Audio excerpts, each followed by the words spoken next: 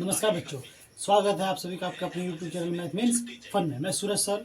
जैसे कि मैं इसके पहले शॉर्ट वीडियो अपलोड किया था, उस शॉर्ट वीडियो में मैंने परसेंटेज चैप्टर को लेकर सारे फॉर्मूला लिखवाया था। आज मैं लॉन्ग वीडियो में आप लोगों को पढ़ाऊंगा परसेंटेज क्या होता है। परसेंटेज बहुत एक खास चैप्टर हम लोगों का, जो हर जगह यूज़ किया जाता है। हर चलते हुए, घूमते हुए, उठते हुए, बैठते हुए, खाते हुए, सोते हुए, हर जगह परसेंटेज हम लोगों के दिमाग में रहता है। कुछ खरीदने जाएंगे बाजार में तो परसेंटेज, दवाई की दुकान पे गए तो परसेंटेज, किसी भी चीज़ में परसेंटेज हम लोगों को देखने को मिलता है। परसेंटेज दो तरह से होता है, लाभ में और हानि में। हम जब कोई चीज़ खरीदते हैं तो या तो फायदा होता है, तो नुकसान होता है। तो आज पहले हम लोग पढ़ेंगे इस लाभ के बारे में। अगर किसी वस्तु को खरीदने पर और बेचने पर लाभ होता है या हानि होती है, उसके बारे में जानेंगे। तो किसी वस्तु को अगर कम में खरीद के ज़्यादा में बेचते हैं तो वो होता है हमारा लाभ। जैसे कि अगर खरीद जो हमारा है वो उसको बोलते हैं सीपी यानी कि क्रय मूल्य, और दूसरा है हमारा एसपी यानी कि सेलिंग प्राइस यानी कि हो गया विक्रय मूल्य। कॉस्ट प्राइस और सेलिंग प्राइस, तो ये हमेशा हम लोग इसको खरीदते हैं तब का दाम होता है, और इसको जब हम बेचते हैं तब का दाम होता है। तो अगर हमने कोई चीज़ खरीदी, उसको बेचा, उसको बेचने पे नफा हुआ या नुकसान, इसको जानेंगे। तो आइए, जैसे कि मैंने लिखा है यहाँ पे कि अगर लाभ हम लोग निकाल रहे हैं किसी वस्तु का, तो लाभ निकालने के लिए विक्रय मूल्य माइनस करना पड़ेगा क्रय मूल्य, यानी कि जो हमने बेचा उसमें से खरीद के दाम को घटाना पड़ेगा। आइए, जैसे मान लीजिए एक साइकिल का मूल्य है, साइकिल का क्रय मूल्य दिया हुआ है हमारे पास 2060 रुपया।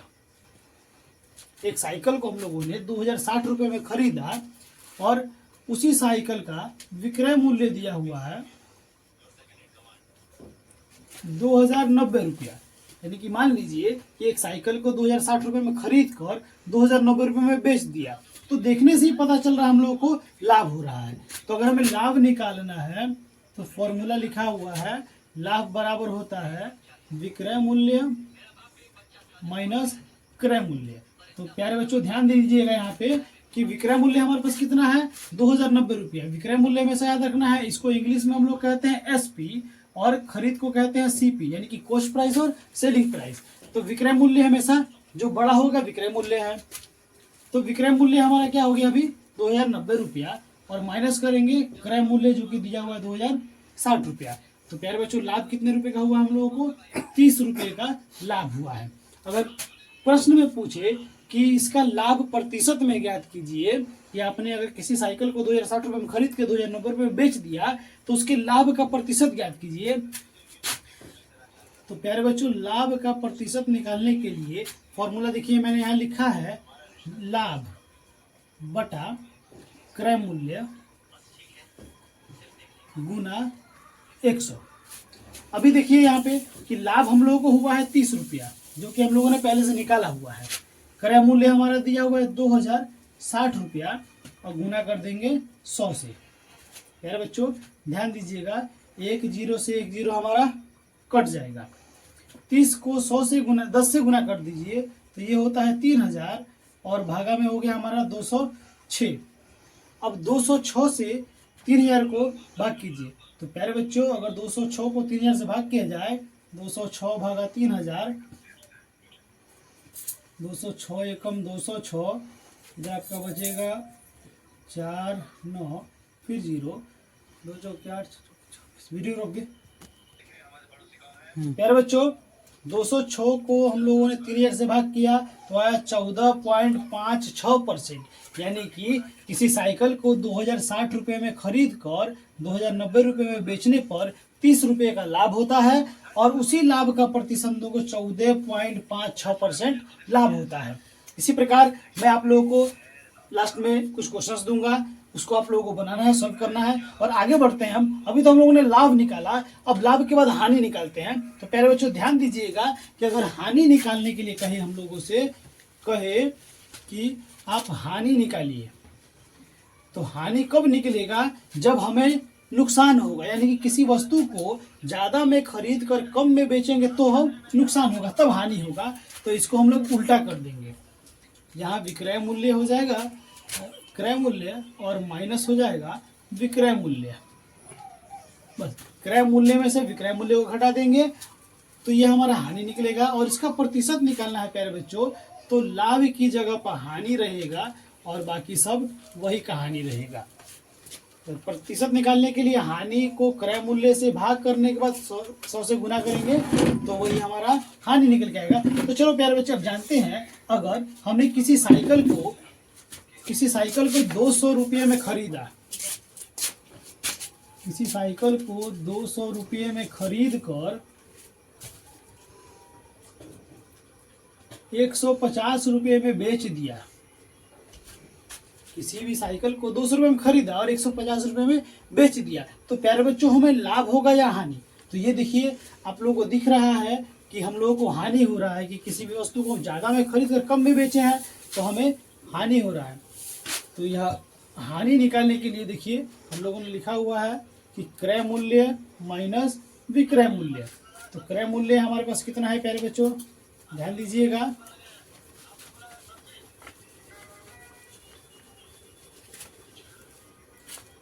क्रय मूल्य दिया हुआ है 200 रुपया, माइनस कर देंगे विक्रय मूल्य 150 रुपया। हम लोग को हानि हुआ 50 रुपये का। है बच्चों 50 रुपये का हानि हुआ। अगर हमें इसका प्रतिशत निकालना है, हानि का प्रतिशत निकालना है, तो ये बराबर होता है हानि बटा क्रय मूल्य गुना 100। तो देखिए प्यारे बच्चों हानि कितने का हुआ है 50 रुपये का, क्रय मूल्य कितना है 200 रुपया, और गुना कर देंगे 100 से।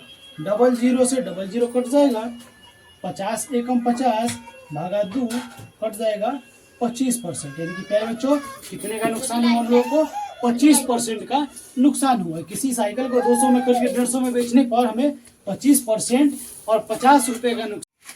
तो आगे हम पढ़ेंगे साधारण ब्याज निकालने के बारे में। साधारण ब्याज हर जगह हम लोग आमतौर पे घर पे, गांव में, देहात में देखते हैं कि लोग अपनी ज़रूरतों के हिसाब से लोगों से किसी न किसी से उधार लेते हैं, और वो जब उधार देता है तो वो ब्याज पर देता है, वो जो भी पैसा देगा ब्याज पर देगा। तो साधारण ब्याज यानी कि सिंपल इंटरेस्ट, इसका फॉर्मूला होता है कि मूलधन गुना दर गुना समय बटा 100। इसको इंग्लिश में हम लोग लिखते हैं PRT बटा 100। P मतलब प्रिंसिपल यानी कि मूलधन, R मतलब रेट यानी कि दर, और T मतलब टाइम यानी कि समय बटा 100। यानी कि मूलधन गुना दर गुना समय बटा 100।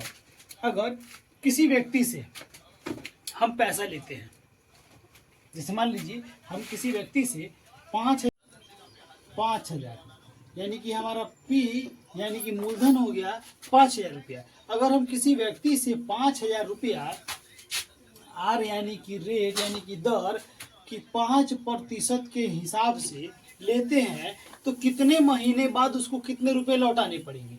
आइए अगर हम टाइम को ले लें 6 माह। देखिए हमारे पास मूलधन भी दिया है, दर भी दिया है और समय भी दिया है। अगर कहे कि 5,000 रुपया 5% की दर से 6 माह के लिए कितना ब्याज देना पड़ेगा, तो प्यारे बच्चों इसमें कोई घबराने की जरूरत नहीं है। आपको क्या करना है कि यही फॉर्मूला लगाना है, मूलधन गुना दर गुना समय, और बटा में हो जाएगा 1,000। मूलधन कितना दिया हुआ है आपके पास 5,000 रुपया, गुना दर कितना दिया हुआ है 5%, गुना टाइम कितना दिया है 6 माह, बटा हो जाएगा आपका 100। अब प्यारे बच्चों ध्यान रखना है 2 जीरो है नीचे, तो ऊपर वाले 2 जीरो को काट देना है। अब 50 को 5 से गुना करेंगे तो होता है 250, गुना हो जाएगा 6 बटा 1 है, नीचे 1 का कोई वैल्यू नहीं होता है। अब 25 को 6 से गुना कीजिएगा तो 25 छक्के होता है 125, 25 छक्के होता है 150 बच्चों, 25 छक्का 150 और 1 जीरो का 1 जीरो, यानी कि ये हो गया हमारा आंसर। यानी कि किसी व्यक्ति से 5,000 रुपया लेते हैं 5% के ब्याज पर, तो 6 महीने में उसको भरना पड़ेगा 1,500। प्यारे बच्चों अभी हम लोगों ने देखा कि 5,000 रुपया 5% के ब्याज पर 6 महीने के लिए लेकर रखते हैं तो 1,500 रुपया हम लोग को ब्याज भरना पड़ता है। अगर इसी को कहे कि हमें मिश्रधन निकालने के लिए, तो प्यारे बच्चों मैंने आप लोगों को मिश्रधन का फॉर्मूला लिखवाया था। मिश्रधन में मूलधन जोड़ ब्याज। तो प्यारे बच्चों भी देखिए अगर यही 5,000 रुपया 5% के ब्याज पर 6 महीने के लिए 1,500 रुपये ब्याज होता है, तो ध्यान दीजिए कि मिश्रधन हम लोग को कितना लौटाना पड़ेगा। तो मूलधन हमारा है 5,000 रुपया और ब्याज हम लोग का कितना निकल गया है 1,500 रुपया। तो 1,500 और 5,000 को जोड़ देंगे यानी कि ये हो जाएगा 6500 रुपया 6 महीने के बाद जिस व्यक्ति से 5,000 रुपया हम लोगों ने 5% के दर पे उधार लिया था, उस व्यक्ति को हमें 6500 रुपया लौटाना पड़ेगा। तो प्यारे बच्चों, अभी मैं आपको ऐसे ही बहुत सारे प्रश्न देता हूं, जिसे आप लोग सॉल्व करिए और कमेंट में जवाब दीजिएगा। तो प्यारे बच्चों, अभी मैंने आप लोगों को 5 क्वेश्चन याद दिए हैं, जिसका साधारण ब्याज और मिश्र धन दोनों ज्ञात करना है। पहले क्वेश्चन में आपको मूलधन मैंने दिया है 6500, दर दिया है आपको 6% और समय दिया है 12 महीने का। फिर दूसरे क्वेश्चन में आपको दिया हुआ है मूलधन 1200, दर दिया है 10% और समय दिया है 5 महीने का। तीसरे में मूलधन दिया है 7200, दर दिया है 4% और समय दिया है 9 माह का। और चौथे में मूलधन आपको 10,000, रेट आपको दिया हुआ है 20% और समय दे दिया है 18 माह का। और लास्ट वाले में आपको मूलधन दिया है हम लोगों ने 9600 रुपया, रेट दिया है 1200 और समय दिया है 2 वर्ष का। तो प्यारे बच्चों, आप इस 5 क्वेश्चन को सॉल्व करें, कमेंट करें और कमेंट में जिसका आंसर सही होगा मैं अगले वीडियो में उसका नाम लूंगा। तब तक मिलते हैं अपने अगले वीडियो में, और तब तक के लिए चैनल को सब्सक्राइब करें, वीडियो को लाइक करें और कमेंट करें।